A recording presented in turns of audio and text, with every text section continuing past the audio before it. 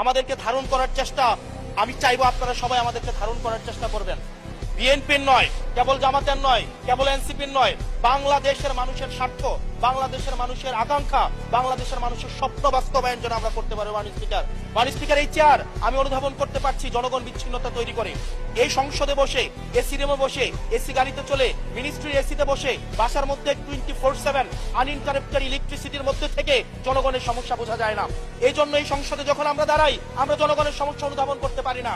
আমরা এই সংসদে বসে যদি আমরা লোডশেডিং এ আমরা খুঁজি, এই সংসদে বসে লোডশেডিং পাওয়া যাবে না, এই সংসদে বসে জনগণের সমস্যা পাওয়া যাবে না, এই সংসদে বসে সবকিছুকেই মাননীয় স্পিকার, আমরা যে এই বাংলাদেশের সবচেয়ে সুবিধাভোগী মানুষের মধ্যে এই সংসদে যারা বসে আছি, বাংলাদেশের সবচেয়ে ফেসিলিটেড মানুষের মধ্যে আমরা অন্যতম। মাননীয় স্পিকার, আমাদের জনগণের কাছে যেতে হবে, জনগণের আশাগুলোকে, সময়গুলোকে, স্বপ্নগুলোকে আমরা রাজনৈতিক ভাষার মধ্য দিয়ে, কর্মসূচির মধ্য দিয়ে সেগুলোকে বাস্তবায়নের জন্য আমাদের সবাইকে সমন্বিতভাবে, ঐক্যবদ্ধভাবে কাজ করার প্রয়াস আমাদেরকে থাকতে হবে।